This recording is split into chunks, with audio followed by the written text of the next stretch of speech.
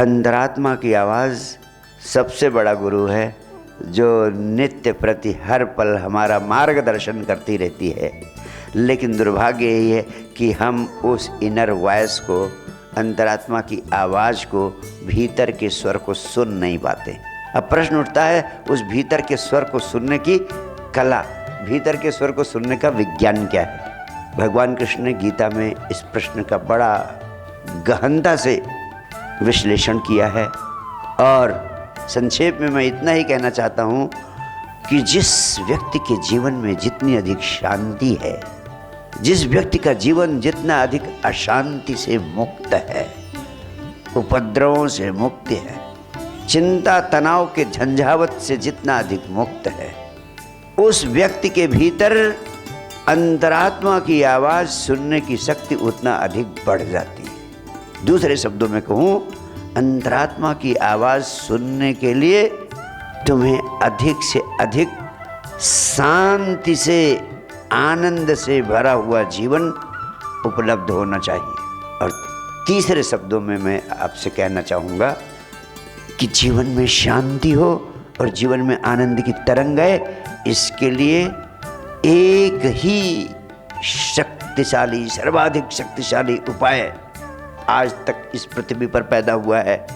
उस उपाय का नाम है संजीवनी क्रिया के माध्यम से गहन ध्यान की अवस्था में होने का, विचार शून्यता की अवस्था में होने का अभ्यास, अभ्यास, अभ्यास।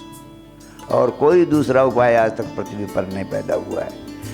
इसीलिए मैंने कहा, साक्षी संन्यास दीक्षा का सबसे अनिवार्य अंग, अगर पूछा जाए एकमात्र सबसे बड़ी शर्त है, तो वो यही है कि कम से कम आधे घंटे और यथासंभव 1 घंटे संजीवनी क्रिया के माध्यम से विचार शून्यता की अवस्था में होने का अभ्यास करें।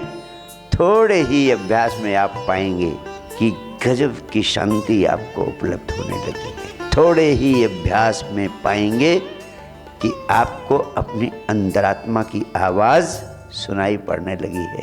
थोड़े ही दिनों के अभ्यास में आप पाएंगे कि आपके ज़िंदगी के प्रश्नों के उत्तर, आपके ज़िंदगी के जटिलतम प्रश्नों के समाधान जो आपके भीतर से आते हैं, वह आपको स्वतः मिलने लगेंगे। तब आपको किसी दूसरे के पास समस्याओं का समाधान खोजने नहीं जाना पड़ेगा। तुम्हारे भीतर का गुरु जागता जाएगा और तुम्हारे समस्याओं का समाधान ही नहीं होगा, तुम्हारी ज़िंदगी की समस्याएं भी विलीन होना शुरू हो जाएंगी, समाप्त होना शुरू हो जाएंगी। सच्चा सद्गुरु तुम्हारे भीतर के सद्गुरु को जगाता है और उस भीतर के सद्गुरु से तुम्हारा संबंध निर्मित कर देता है। उसी दिशा में आज साक्षी संन्यास दीक्षा का सूत्रपात शुभारंभ मैंने किया है। इस दिशा में आप आगे बढ़ें। अन्यथा जिसे आप कहते हैं मेरी अंतरात्मा कहती है, ऐसा नहीं, ऐसा होना चाहिए। मैंने तो अंतरात्मा की आवाज़ पर ऐसा कर दिया। वास्तव में 99% लोग बिना शांत हुए, बिना आनंद की तरंग पाए, इस सारे उपद्रव, अशांति और कोलाहल के बीच जिसे समझते हैं कि उन्होंने अपनी अंतरात्मा की आवाज़ से काम किया, वास्तव में ये सिर्फ उनके मन की चाल होती है, उनके मन का विचार होता है। ये अपने मन की चालों को, मन के विचारों को, मन के उलझावों को, मन के संकेतों को ही अंतरात्मा की आवाज़ समझ लेते हैं। और इसीलिए जब तक उस तरह से आपको अंतरात्मा की आवाज़ न मिलने लगे, तब तक सद्गुरु का सहयोग लेना जरूरी है। मन की चालों का शिकार न हो।